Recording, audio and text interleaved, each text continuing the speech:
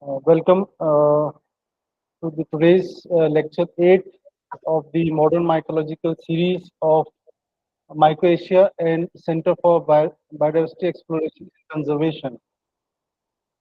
I, along with Dr. Dalit Damodar Shinoy, the Editor-in-Chief of Mycoasia, welcome you all for today's talk.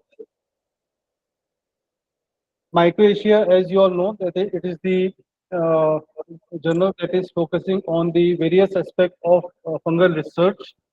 And recently, it has been publishing very nice articles, review as well as perspective, as well as uh, short communications. Recently, there have been very good publications on the myxomycetes, a very rare group of organisms, uh, and a good insight has been there. So please do look into it. We'll share those who are not aware about it. We'll share a link of the Mycoasia on the chat in some time. Center for Biodiversity Exploration Conservation is focusing on the research on biodiversity of fungi as well as the ecological aspect and some portion of the applied research also. A couple of months ago, Mycoasia, Myco-India, along with Association of Mycologists of India, had conducted a very nice startup lecture series, a one-day lecture series. And with that, we were inclined towards conducting a talk wherein people can know about how we can go from their technology or their research and take it to the entrepreneurship level. So today we have with us Dr. Arun Gupta, who is the director, and we'll be before we listen and go ahead with the talk, I'll just take a couple of minutes to introduce Dr. Gupta for the today's talk. So Dr. Gupta, who is the managing director of Keraglow Biotech, New Zealand.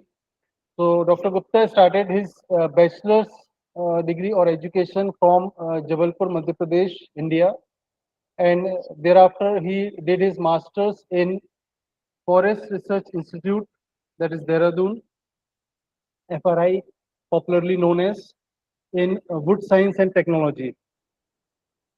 Thereafter, for his PhD, he moved to Christchurch, New Zealand in 2007, and where he did his degree in chemical and process engineering on modeling and optimization of medium density fiber board hot pressing. His research interest includes formulation and characterization of biodegradable plastics, extraction of keratin, soya protein and natural rubber latex based bioadhesives, modeling and simulation, bioadhesives development, and nano wood composites. Dr. Gupta has also been associated with University of Malaysia, Pahang. He joined as a senior lecturer in 2009, and he rose to different levels of assistant professor, associate professor, professor, and visiting professor in 2023 in the Faculty of Chemical and Process Engineering Technology. So he has had a long association with the University of Pahang. He has been awarded several national and international awards. He has been awarded with 19 gold medals in different technological expos, like Malaysian Technological Expo, Citrex Research Exhibition, Malaysia, then Pacifta, Kuala Lumpur, Bio Malaysia, Kuala Lumpur, Inpex, United States, Acrimidis Research Exhibition, Moscow, Bio Asia Exhibition in Kuala Lumpur, Malaysia, and British Invention Show in London. So he has presented his technologies to various technological expos and been awarded around 19 gold medals. In academics, he has supervised approximately 7 PhD and several UG and PG students. As a project leader, he has handled 13 grants, internal and external, and which was equivalent to almost more than 5 crores of funding. He has developed a spin-off company called Keraglow. He is the founder and technical director of the company, which is associated with the keratin protein extracted from chicken feathers. He has around 17 patents and copyrights, publications more than 72, conference papers more than 32, books, and a lot more. So I have, Dr. Gupta, have tried to analyze your thing into very small, to concise it in a very limited time. Uh, you have a very extensive CV and very extensive experience. Uh, I have tried to concise in a very small thing. So please go ahead, Dr. Gupta, with your talk. Welcome. Please welcome to the today's session. Thank you very much, Dr. Rohit, for inviting me to present this work. So, as you have already mentioned that my all the things, whatever is there. So, just in a brief way, I can say that I'm born in Chhatarpur, in Madhya Pradesh. I think most of you know Khajuraho. So, my hometown is Chhatarpur. So, I have done my schooling in Chhatarpur, 12th in Jhansi, and was in Indore for doing the PMT. You know that I have taken the drop, prepared for PMT, so all these things. Later on, I got selected for forestry, so I have done my graduation in forestry, and then went to do masters in FRI, and from there worked for 2 years in the Birla plant, and then in 2003 I left India. So now it is nearly 21 years for me living away from India. So earlier 7 years in New Zealand, then 13 years in again Malaysia, again 1 year in New Zealand, again back to Malaysia. So a lot of back and forth. So as I have discussed with Dr. Rohit to present like means how we because I am a researcher, I have done PhD. Then for 13 years I was in the university, and along with the teaching, I was doing the commercialization. So I can tell okay what are the steps I have followed. So maybe it will guide some of you that how you can do means how a researcher can do the commercialization and what are the challenges in this line. So basically, I will focus on that area. But later on, I will provide my email ID or WhatsApp number. So if anybody want to contact me, and because in one presentation I cannot put all the things. So if you need any particular information on the things that I developed, such as bioadhesive, keratin, or quite a number of things, then you can send email and means we can communicate on that. All right. So I think with that, I will start my presentation. And maybe after presentation, there will be Q&A session. So in that, you can ask whatever you think is you need. Okay. If my voice is not clear anything, so maybe Dr. Rohit can send me on WhatsApp. So I will know that, if the presentation is not there or anything, so then we try to connect.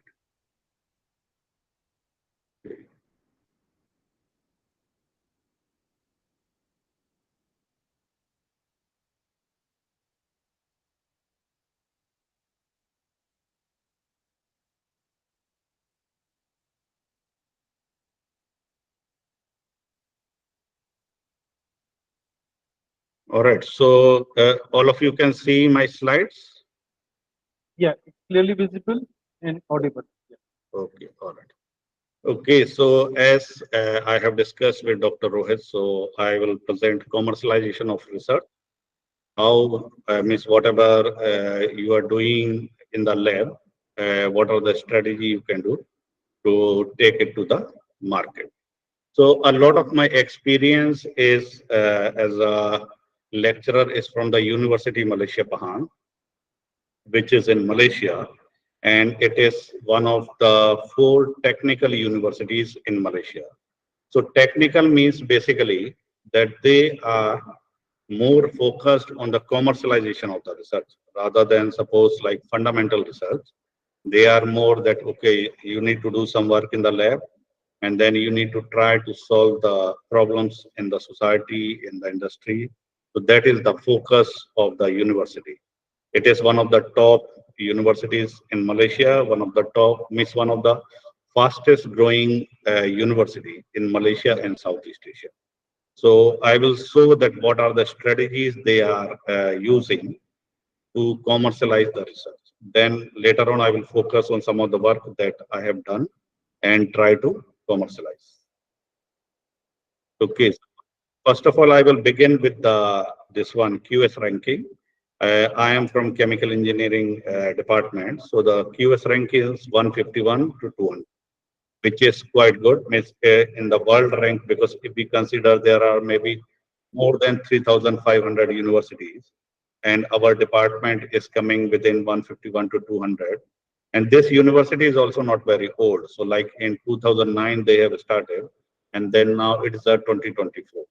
So within that time period, the overall university ranking is quite good, and most of the department also having a high ranking. Okay, so what in the university they do is like I don't know exactly how the funding is there for research in India, but in the Malaysia, they will suppose if you got some idea or some lecturer has some idea, they will provide around 8 lakh to do the seed funding so that you can test your product in the lab. And then if your product is having some market value, then they will provide again pre-com funding of 18 lakh. So funding wise, the university is quite good. You can come out with the different ideas and they can provide the funding. Now in Malaysia, they have like a commercialization wing. So it is called UMP technology. So like if researchers are coming out with any idea, then there is another department that will help, that will contact the market, and then that will help that okay how it can be commercialized. So they have proper unit, because for any universities, if you need to commercialize properly, you need to have all these division, research, funding, and somebody need to be helping in the commercialization. Because as we know that most of us are researchers, and as Dr. Rohit told that a lot of are the students, masters and PhD. So we are a researcher. We may be knowing our product, but we don't know what are the steps taken to commercialize it. So some commercial wing need to be there to help us.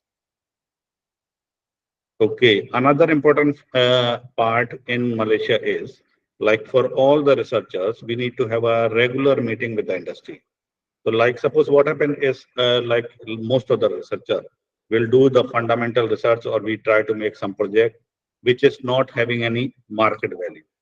So here the approach is when I joined in 2009, then the top management said that, okay, you need to go out, communicate with the industry, try to understand what are the problems they are having. And those problems you make as your research project. That is quite an important step. Like suppose most of us are doing, we think this is a problem, and then we start doing the research. We have got a very good results. We have done the publication, we have done the patent, but later on you need to check whether there's a market demand of that product or not. Otherwise, we can develop one of the best product, but if there is a no market demand, then nobody is commercialize it. So this is quite an important step. So all the students and researcher, I think, you need to meet the industry or the means like what are the real problems, and then try to commercialize that product problem, or means try to do the some research on it. Okay, so in Malaysia, what happened is whenever we develop some new product, then we need to protect ourselves. So we need to do the patent. So like in India also people file patent.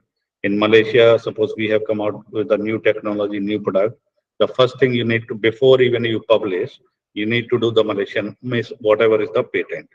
Otherwise, suppose you have published, you have informed all the people, and then somebody else will claim that this is my project or I am the owner, then technically you don't have any legal right to say that it belongs to you. Or maybe somebody else will commercialize, they will get all the money and you will get nothing. So I think one step which is quite important for all the researcher is to try to patent, or otherwise keep your technology confidential, before, or if you are suppose informing somebody, try to sign the NDA, non-disclosure agreement between you and the party, so that you means you have the legal right that they cannot tell anybody.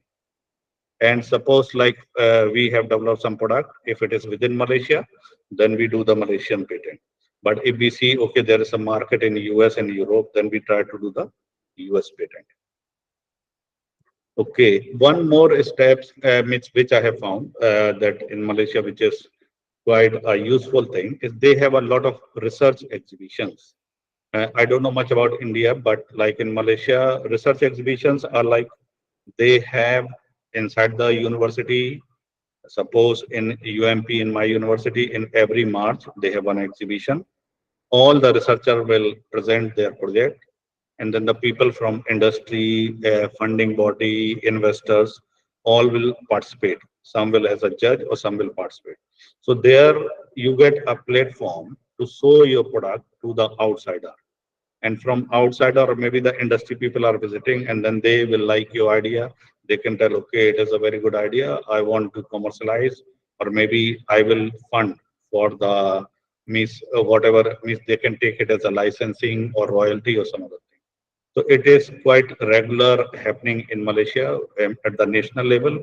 And then those people who got the award in the national level, then they compete in the international level. So I used to participate quite a lot in all the research exhibition throughout my career in UMP, and have received quite a number of medals in within our university. Then within Malaysia, like Malaysian Technology Expo, ITEX, I have received the gold medal and a special medal for my work. And I have also participated in international exhibition. Like there is a British Invention Show, which happens every year in UK. So there I got the gold medal plus a special award. I also participated in Archimedes, Russia, and in INPEX, US. So in INPEX, I got 4 gold plus this one special medal for my work. So, but it is a good means exposure, because when you go outside, then and when the people will interact, then you will know that okay, your research is having some value. Otherwise, we are keep on doing some work, and then there is not much interest.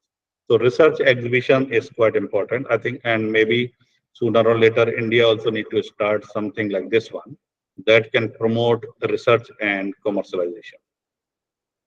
Okay, these are some of the pictures from our university that we have a regular interactions with the industry. So every now and then, my university invite all the industry people, and then we normally present our work, and will also try to get their feedback, and they will also know what are the things we are doing. So maybe some of them are ready to fund it. So it is, if we really want commercialization, we need to have a regular interaction with the industry.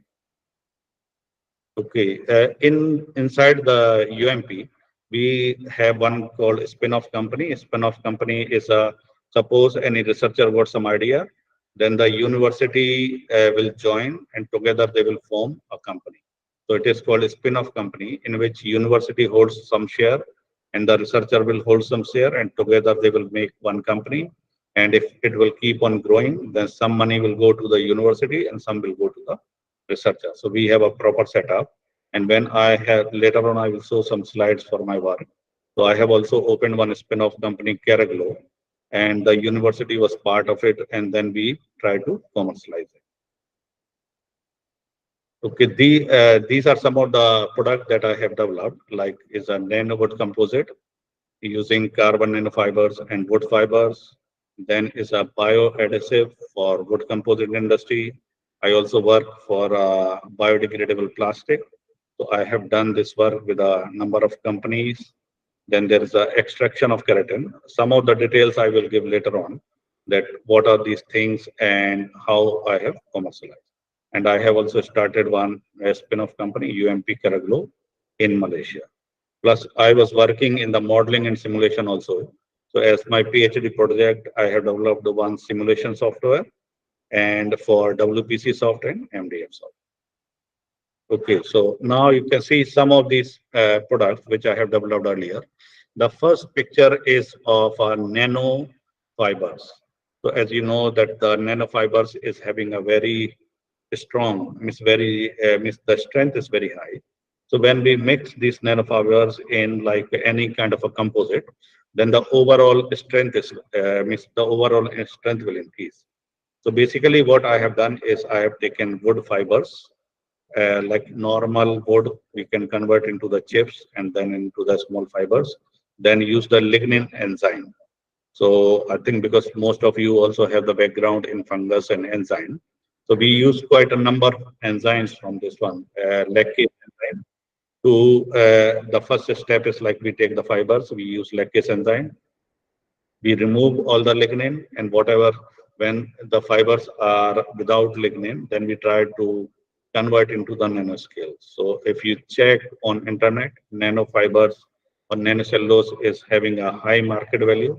Nanocellulose have a application in the like suppose in the car you have the dashboard which is more mostly plastic, but here in Malaysia they are trying to make it like wood fiber plus plastic combining together, but the strength is not there. So then they are adding the nanofiber.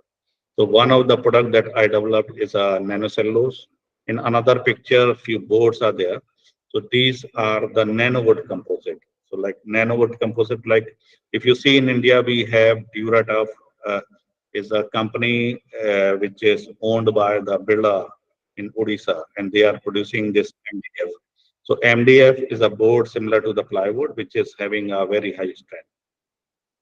So what we have done is we have used the high conductive nanofibers like multi-walled carbon nanotubes into the wood composite, and then we make a wood composite which is having much higher strength. So in that case, we can use very thin board and that will have a very high strength. So another product is this one. The third product where you can see the small bottles, this is bioadhesive and it is quite relevant for the your background also. Like suppose, as I have mentioned that we have used the wood fibers, we have used the lactase enzyme and actually few other enzymes, combination of this enzyme and from the wood fibers, because as you know in wood fiber there is a this one cellulose and then hemicellulose and lignin. So we use enzyme to remove the lignin. Lignin is a phenolic compound, so that we remove the lignin, we concentrate that lignin into the higher percentage, so the solid content is much higher, and then we use this lignin as a bioadhesive. So as we know in India, overseas, all around the world, when we use this, all the furniture and like wood composite and all these things, so they are using urea formaldehyde or phenol formaldehyde. Like in India, Century Ply is there. So Century is having one company in Calcutta, which is making the plywood. And then they have another company in Haryana that is making medium density fiberboard. In all the companies in India, they are using urea formaldehyde or phenol formaldehyde. And when we are using these kind of composite, then there is always some emission of formaldehyde gas. And from the research in the US, it has been proven that if we are exposed too much to the formaldehyde, it is carcinogenic in nature. So it can cause cancer. So still in India, most of the furniture is having high formaldehyde content. But if you check the US market, Europe market, or in Japanese market, they are very strict in this thing. So whenever they are using urea formaldehyde or any of these one, the formaldehyde emission need to be nearly zero or very close to that one. Otherwise, yeah, they cannot sell their product into the market. So when we communicated with the industries in Malaysia, they have said this is one big problem and then we need to find solutions. So we start working on extracting lignin and then making a bioadhesive that can replace the urea formaldehyde. So we were commercializing this product with the industry. The fourth picture is a plastic. Like suppose you know that worldwide, all the people are saying they want to become like a free from the plastic. So one of the project we got from the industry is to convert the existing plastic into like a degradable form. There was a one company which is called Victorious Step. They were making these plastic cups for the Malaysian airline. So they want some kind of a formulation. So we have done this one as a contract research, and then we have come out with a formulation that if we add some chemicals into the plastic, and we leave this plastic outside in the nature, within some time, it will degrade into the small pieces and mix into the soil. So these are some of the products which we have developed and then we have commercialized. For me, what I used to do is we used to take the project from the industry, then we bring masters or PhD student who used to work on that one. We prepare a proper proposal and they will follow. And so till the end of the project, we will come out with some solution. Okay, so as I mentioned earlier that uh, bioadhesive, so bioadhesive basically the same thing that because at present people are using urea formaldehyde and phenol formaldehyde, which is carcinogenic in nature, and all the countries in Europe, Japan, and US they have put ban on this export. So we try to develop some product which can replace the urea formaldehyde and phenol formaldehyde. So one bioadhesive we have developed was using the lignin. Then another bioadhesive we have developed using natural rubber latex plus the starch. So mainly bio-based. Okay, so here you can see, like suppose in furnace we are having furniture all around, and we are using this wood composite. And at present, everyone is using urea formaldehyde and phenol formaldehyde. So if we are sitting in the room and all around is a formaldehyde emission is happening, then we are going to inhale high amount of the formaldehyde. That is carcinogenic nature. So like all the developed countries, they are very, very strict in this one. So all the wood composite industry need to come out with some kind of a replacement bioadhesive that can replace urea formaldehyde. So this one is a little bit information on formaldehyde that if somebody will inhale, it is very irritating in nature, allergic reactions, and it is a carcinogenic in nature. So we have developed, one was a lignin-based bioadhesive, second was the natural rubber latex, starch and cross-linker. And both of our product, we are commercializing with industries in Malaysia. So these are some of the chemical formula. Okay, so this one is a processing line. Suppose in India, Birla is having the MDF plant, Century Ply is having an MDF plant. So there are quite a number of plants. So this one is the process that they take the wood, convert the wood into small pieces, refine it, dry it, and make the board. So, like most common is plywood, but there is MDF, medium density fiber board, and chipboard that are also used in the furniture and cardboards. So these are some of the means our research work that we have made a different adhesive. What is the solid content? What is the percentage? So I think if somebody need later on more information, I can send my research papers. So these are some of the mechanical strength because if we are proposing and making some kind of a adhesive, we need to test. Like suppose we are saying, okay, we develop the bioadhesive, but when the companies are in need to use this bioadhesive, they need to take the weight or they need to have sufficient strength. Otherwise, it is very weak and commercially is not viable because if it is very weak, nobody is going to use it. So we have also compared the cost benefit analysis and have checked that the bioadhesive is nearly 10 to 25% cheaper. So like suppose whenever you are commercializing anything, it is not only the research that like, okay, you have come out with a product, but you need to check the market also. So one of the things that for commercialization you need to do is do some market survey, check what are the existing product, what is the costing, and then whatever we need to develop need to be similar or cheaper in cost. Otherwise, it is very difficult to sell it. So sometimes we can come out with a product, but because of the high price, we are unable to sell it. So that product cannot be commercialized. Okay, these are some of my previous pictures. So we have signed the MOU and NDA with the industries. This one is a Miko chipboard, and we have commercialized our bioadhesive with a Miko chipboard. It is one of the biggest chipboard company of Malaysia. Then another company is Steelcase, which is one of the means top Fortune 500 company. They have also taken some of our bioadhesive product. And then there is another company, Robin MDF, which is also in Malaysia, but which is nearly 120 kilometers from my town. So that one is another one company owned by Singaporean owner, and we are commercializing our product through them. Okay, so basically for bioadhesive, because as I mentioned that you need to regularly communicate with the industry, and you need to present all the results.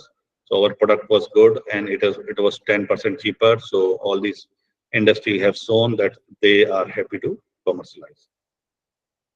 Okay, so another project, as I mentioned, that I have worked with my student is on biodegradable plastic. As you know that worldwide people want to get free from the plastic. So the first picture is with Victoria's Step Company, which is supplying the packaging containers to the Malaysian airline. So we have come out with a formulation that if we add some chemicals, and then after the use, if they throw away the plastic, then it will be automatically mixed in the soil. And another company is this one. One is Victorious, another is Isoplast. So our team have taken the real project. We take it from the industry, then to these girls. The first one is Aswinder, second is Malini. Both are my master students.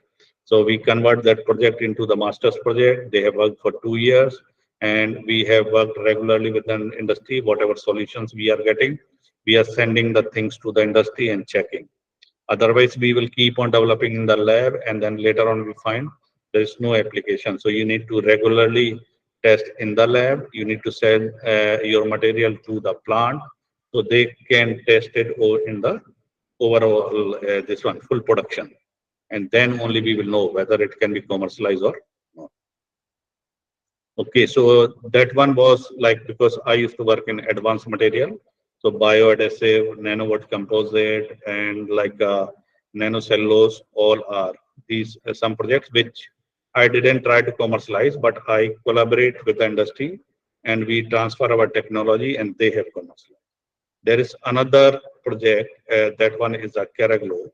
This we have opened our own spin-off company and try to commercialize with the university.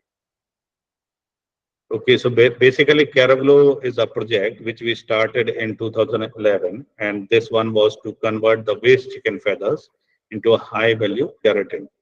So I think if you can see my picture or not. So I think if you can see this solution.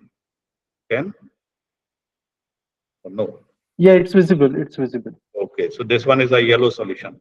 So Yes. this one is a keratin protein. What we have done is like in Malaysia, Malaysia not worldwide, means all the people are eating, but a number of people are eating chicken. So chicken feathers is a big waste, and it is creating an environmental problem. Like suppose even in Malaysia, tons of feathers are disposed every day, and it is creating problem for them to manage, and it is a big waste. So what we have done is we have taken chicken feather as a raw material, and then we try to see that what we can do. So we have developed the technology, we have developed a set of chemicals to extract the keratin protein. So this one is the keratin protein. Actually, if you see that a human hair is all keratin, it is actually 99% keratin. On our nails is keratin. On our skin is keratin. So keratin is a common, common kind of a protein that is found in our body. So we have extracted this keratin, and then we have developed some of the products. So like if you can see this one bottle is, you can see clearly or not? I think something. This Yeah, one, it's visible. uh, It's visible. can see, okay. Later on, I will show some pictures in this one. This one is a face serum, anti-aging face serum. Like you know that after the age of 30, the collagen and keratin in our skin keeps going down. That is one of the reasons that after 30 or more, after 40, we start getting wrinkles, because like on our skin, the strength is coming from collagen, keratin, and other fibers. Once the amount of collagen and keratin decrease, then we start getting the wrinkles. So like in overseas, whether it is Malaysia, New Zealand, then people are taking keratin, collagen as a nutrient drink. So like when they will take as a nutrient ingredient, then the amino acids are available in the body will absorb, and that can form keratin, and then our skin will become better. This is a cream. It is like a face serum. Is a we can apply on the skin, and it with the time. It is actually from preclinical trials and other trials. It is shown when it is regularly applied, then it can show the anti-aging effect. So I will later on I will show some more pictures that what is the application of keratin. So we have started a spin-off company in with the University of Malaysia Pahang, and along with me was the university plus one more researcher as the director of the company. We have set up a production plant and we have invested nearly 4 million. So 4 million is nearly 8 crore Indian rupees. So we have invested and then we have set up a production unit in Malaysia in 2019, and then we start doing the production of keratin. So our aim was to commercialize on a big way. So basically, what we do in our biotech company is we take the feathers from the poultry house, we clean the feathers, and there is a set of chemicals that we use to bring the pure keratin. So at the end, like in this bottle, it is mainly protein and water. There's no other chemicals. So we have developed as a number of chemicals we add, and then we have a setup to remove all the chemicals, and at the end we can get the pure keratin solution. In the we also convert the solution into powder form either by using the spray dryer or a freeze dryer, because like suppose if some companies want to drink it as a nutrient supplement, then they need in the form of a powder. So this powder is used in the capsule or some drinks, and then people can take it. And suppose in the process, we, along with the chemicals, we also use enzyme like protease and a few other enzymes. Like in chicken feather, we break down the chicken feather into the protein solution, and in the long chains of protein solution, we use enzymes to convert into the small amino acid chain. So that it is called like a keratin peptide, and then it can be easily digested in the body. Okay, so like as I mentioned that worldwide, because worldwide chicken feathers, all the companies are throwing away in a huge amount, and a lot of chicken feathers is there. So chicken feathers we have used as a raw material, and then we are trying to extract keratin. So we have opened one company with a university, and then later on now I am sitting. We have registered another company. It is called La Protein, and because doing business with the university was becoming slightly tricky, so then we thought, okay, this project is having a lot of commercial value. So then I got one investor in Malaysia, and then we are setting up another production plant. So basically, at present, I'm sitting in La Protein company. We have rented this building. On the ground floor, we have set up the production, and on the top floor, we are having office, lab, and we are also planning to have the cosmetic plant, our own. Okay, so this one is because we are also commercializing this product in India plus New Zealand. So these are from New Zealand. We have registered one biotech company in New Zealand, and these are pictures because chicken feather is our raw material. So these are some of the pictures of the poultry farm in New Zealand. So we have set up one company, biotech company in Christchurch in New Zealand, and then trying to establish a similar kind of plant which we have in Malaysia. Okay, so keratin, as I mentioned, keratin is a protein, natural protein. It is having a multiple application. It is having application in hair care, like miss nowadays in the market, you can see quite a number of product shampoo that is having a keratin, or like anti-aging cream, face serum, and it is also having application in wound healing hydrogel, anti-aging. So multiple applications are there. We have tried from, because from past 15 years I'm working in this area. So not only the extraction of keratin, but we have also developed some of the products from it. So here you can see the picture that we have formulated the cosmetic product using keratin protein. So like we have developed the hair growth spray. So if people like here, you can see this is the bottle there. It is a hair growth spray. If people spray on the hair, then there is a more better growth of the hairs. There is a shampoo, anti-aging cream, face serum, and we have launched this product in Malaysia in 2008. So still these products are there in the market. So these are some of the description that. So as you can see that because as a researcher we have developed the extraction process, set up a production plant of the keratin. But keratin is a B2B business, means only the other shampoo company and other they can buy the keratin. So for better commercialization, it is good to have your own product, so you can control the market in a much better way. These are because we are selling keratin in Malaysia from past 2 3 years, and this is like a Tricolab is a company which is using our keratin in doing the hair straightening cream. So like in the worldwide, not male but females like to have the straightened hair, and keratin plays an important role in that hair straightening cream. So they are buying keratin from us and then selling this product. This product is available in Malaysia plus Indonesia and near Southeast Asian countries. This is another product from our company, which is called a nutrient supplement. So nutrient, as I mentioned, that with the age, after the age of 30 or mainly after 40, the amount of keratin, collagen, these proteins go down. So if the people can take the drinks with keratin, then they will have the amino acids, body can pick up the amino acids, and then they can look younger for a longer time. And overall body will also be much better. So these are like the box you can see, this is available in Malaysia.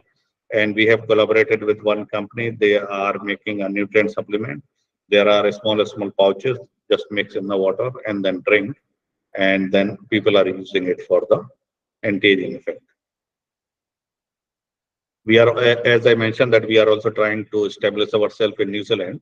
So these are pictures from some of the company in Christchurch. The first picture is with the P-Rage OEM company. So they are going to buy keratin from us and then they will use in their own. So in one way, we are producing our own cosmetic, but we are also supplying keratin to other companies so they can mix and come out with their own product. So gradually our products will be available in New Zealand, Australia, and maybe because there are some rules and regulation and maybe later on to US. One company, this ProLife is a company in New Zealand. They also have branch in Australia. They are going to use our keratin to make their nutraceutical product. Another important product that we have developed is a wound spray. And here also you can see this picture. So from past 15 years of research, it is proven by a lot of research that when the wound spray is having keratin as an active ingredient, and if it is sprayed on the wounds, the wound healing is much faster. So this product we have developed is for the diabetic patient. And as you know that diabetes is a big problem in all the countries. Even in India, nearly 10 crore people are suffering from diabetes. In Malaysia, 4 million people. In New Zealand, 300K. And what happens is in diabetes, due to high sugar level, particularly in the below the knee, if somebody got the wound, then the wound healing is very slow because the healing capacity of the body goes down due to high sugar level and with the old age. So from research and preclinical trials, it is shown that if we put the keratin into the wound spray or wound gel, the healing is much faster and the recovery time is much faster. So we have used this research. Actually, one of my PhD students have worked on the wound healing product to develop the wound healing product from the keratin, and then later on we have commercialized. So in May 2023, we have launched this product in Malaysia, and this product is available with the private doctors and private clinics in Malaysia. And now this product will be available with the top pharmacies in Malaysia like Alpro and Healthline, which is one of the biggest pharmacies. And this product will be available. We are also trying to register this product in New Zealand. Even in India also, we are communicated with Zydus Life and few other pharma companies that maybe they can buy formulation from us and they can bring the product under their own brand. So we are working with some of the companies. So maybe in the coming time, this product will be available in India. So basically from the past research, it is shown that bioactive keratin can play an important role in growing new skin cells, reducing pain and inflammation. And it is already proven by research in animals and preclinical trials Plus, this product is available from past years, so we are observing all the patient, we are taking the data, and then we are further improving our. So these are some of the pictures which the real wound and when they have used, and then how the wound is closing. Otherwise, what happens in diabetes is, like suppose if the wound is not healed properly, then the doctor need to do the amputation, and then is a more complicated complexity. So if this product can help, it is like saving a lot of people. So these are some of the pictures and development in the wound spray from keratin. Okay, so like suppose, because if we want to sell some product in diabetic, then we need to have a proper communication with the diabetic society. So we have communicated with the diabetic society in Christchurch and New Zealand, and then they are going to promote our wound spray through them. So like we need to, when we are doing commercialization, you need to know that who is your market, who are the potential customers, so that you can target them. Otherwise, if we try to general target, then that product cannot come into the market. Okay, so for that one, we have also got the US patent for our product on the extraction of bioactive keratin, and we have also got received the Malaysian patent for our product. So as I mentioned earlier, that whenever we do any commercialization, we need to do, patent it, otherwise it is not safe. Okay, we have done the research because it is a biotech company. Ongoing research is needed. So we have research collaboration with the product design department and University of Canterbury, plus the pharmaceutical department of UMP, and we are working with the different researcher and different product, so that we can keep on refining our product.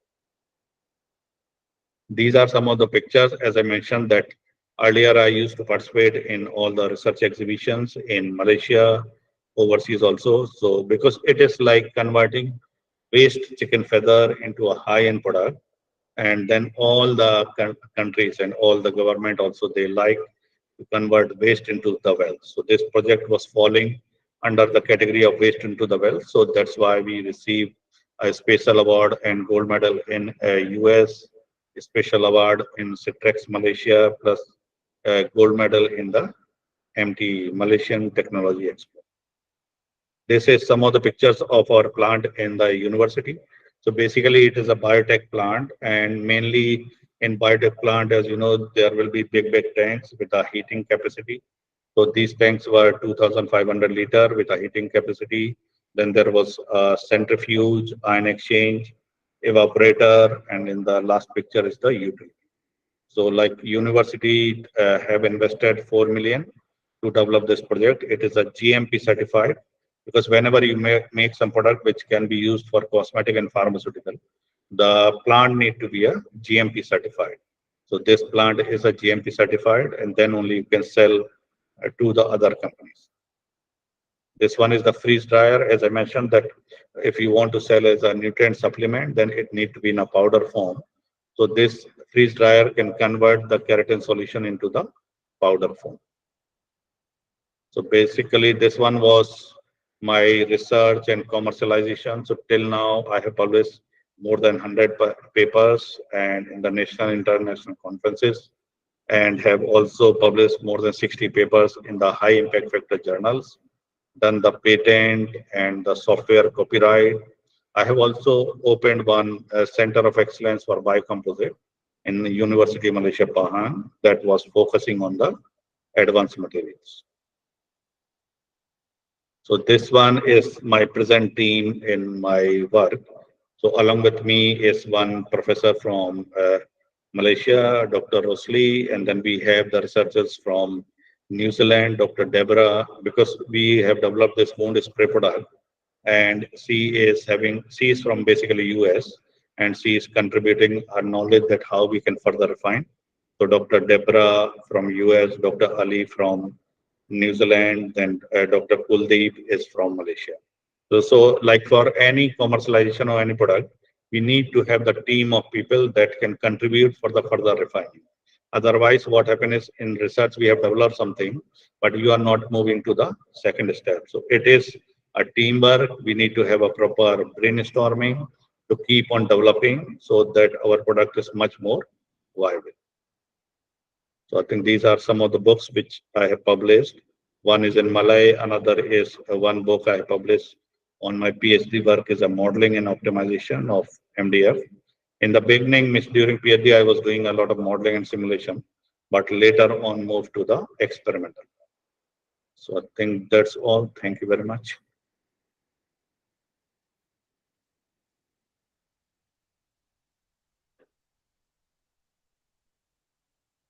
Thank you, Dr. Gupta. I think those who have questions kindly raise your hands. I have just a small question by the time people decide to ask the questions. Dr. Gupta, what are the rights of the researcher in an spin-off company with the university? Means Okay, like in Malaysia, it is a like a spin-off company. A researcher will hold nearly 40 or 50% share. So like, suppose we register one company and then we do the share distribution. So the researcher will hold 40 or 50%, then university will hold. Like in my case, I and there is one more researcher from Malaysia.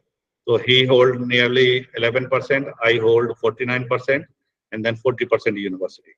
So like three directors, and then we form the company. University will pump the money. We try to commercialize, and whatever profit we make, then we share it. okay, okay. Yeah, Dr. Shinoy, you had a question. Yeah, thank you, Dr. Gupta, for that wonderful presentation. Yeah. Yeah, I have a couple of questions. First one is, I mean, as we work in an academic setup, we start with some basic research and we do make some progress. And at the end of that, we search for market. Yes. And we are told that you should do the markets analysis first, then you do the research. So what would be your advice for young academicians who want to get into this application-centric research? I think it's a because okay, sometime we do research. I have also done first. I have done the research, then try to see the market. So like suppose like nanoword composite and other thing, we are excited with our project. We do the research, we develop very good product, and then later on we found there is no buyer. So like that one. So because the keratin have commercialized, but other product didn't commercialize because there was not sufficient demand of somebody who can pick up. But so I think one way is for the young researchers who have sufficient time, they can try to meet the industry. Like suppose try to meet and go and visit the industry, try to be outside. Like suppose you don't need to be hesitant. Go to the industry, check what problem they have, what kind of market is there, and then take that project and then do the research. So in that way, you already know that there is a demand, there is a problem there, and if you develop something that can be commercialized. So it is a better idea. Like in Malaysia and technically universities, they follow like that one. When I came here, they say, okay, go and meet industry. Then you know the problem, then that project I converted into the research. So like cycle need to be slightly opposite. Take their problem, develop the solution, then commercialize. My follow-up question to this is like in many Indian universities may not be very much proactive in supporting young academicians to get into this kind of approach. So as a system in India, university system, how can we just improve this situation? What would be your suggestions for us? I think is another part which I realize, but I don't have clear because from past 21 years I am outside, so I don't know exactly how much is the scenario. But like universities need to be open. Suppose like commercialization, Malaysia is a small country with a 2.5 or 3 crore people, but they have one of the best kind of commercialization. If you see New Zealand, the total population is only 50 lakh. Maybe Bhopal alone have more population than the whole New Zealand. But if you see the research and commercialization, they are very aggressive. So like that one, in our universities, people are focused more on academic side. But research institutes, means like university can easily be converted as a research and development center. And then the people can get, like companies can start getting a benefit. So industries like private or government, they need to be slightly open try to meet the industry, invite the people from the industry, because nowadays, yeah, means all around the world, there are a lot of investors. If suppose some researcher have developed the technology, investor can pump the money, it is good for the university also. Rather than you are doing something which don't have any value, try to do something that can have a great value. Like one of my friend in UMP, he is developing like some kind of a surfactant for the oil, and he have done 3 patent. So earlier that patent was not having value, but suddenly he got some buyer from Saudi. Each patent he sold in 1 million. 1 million it means nearly 2 crore, and he got 6 crore for 3 patent. So suppose 50% money, then he got three miss like that kind of money he got because of only patent. So I think miss our universities need to be try to open more, try to have a proper interaction with the public or with the industries and be friendly with the industry. Invite them or allow miss some kind of food or like party. Let the people and researcher can mix around. That can create a better environment. Good that you pointed out about the patenting and potential in making money.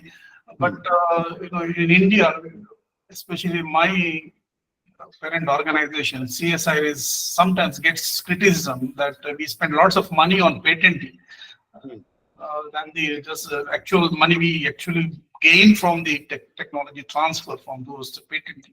So how would we know that 95% of the patents that we are waiting to be exploited are worth waiting to worth waiting? How do you do that actually?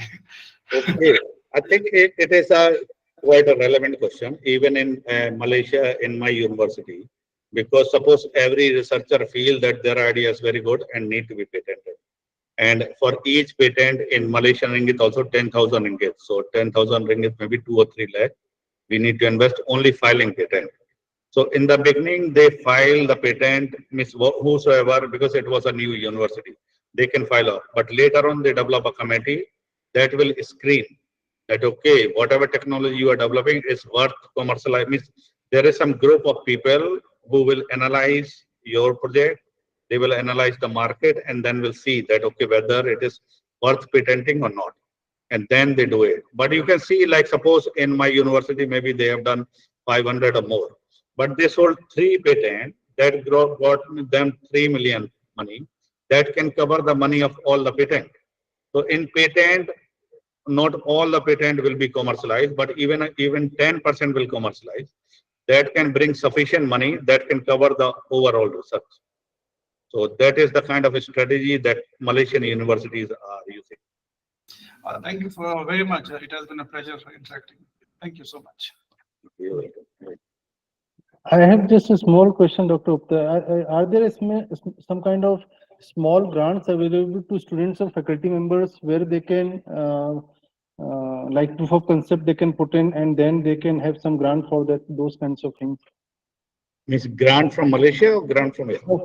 Yeah. Overall, in from any part of the world, like wherein they can put up, like there is Ruford funding or Melinda Gates funding is there for a kind of socio-economic kind of projects, social projects.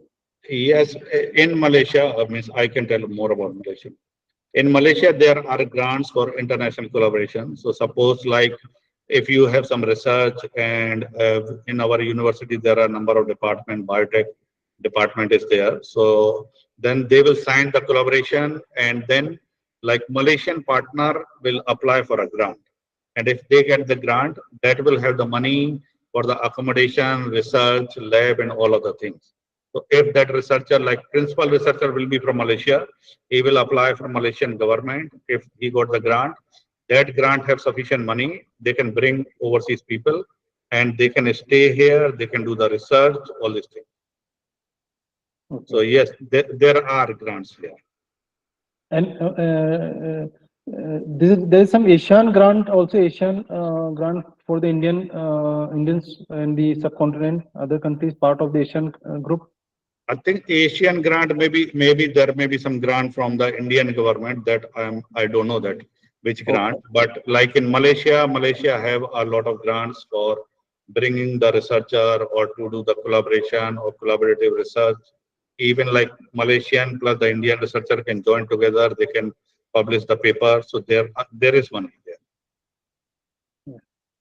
Thank you, Dr. Gupta. I think since there are no questions, I'll just have my some comments for you. Like I think it was a very nice talk wherein you had explained about the how an industrial problem can be taken up as a research area and then it can lead it to the technology and the product, and how a technology-oriented work can be taken up as a doctoral research problem also. So people should also think in that aspect. And definitely you also focused on the experts, like whether it is a designing of the product or a marketing, as different experts should be there who can do the job more professionally for different for that part of the thing. And definitely your bioadhesives, bioplastic and keratin product all have been extended and all are in the commercialization stage and in the market. So I think all these 3-4 research year has been kind of uh, available to the people and in the production stage. Thank you very much, Dr. Arun, for your time in today's session. I'll request Dr. Shinoy for his final comments, please.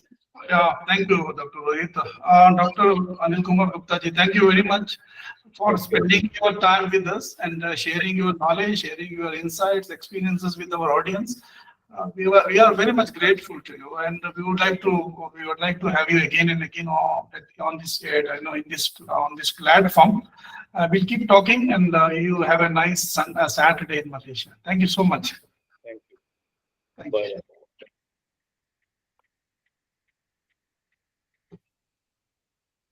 Over to you, Dr. Rohit. Yeah. Yes, I think Dr. Shinoy, there is tomorrow is a master class there.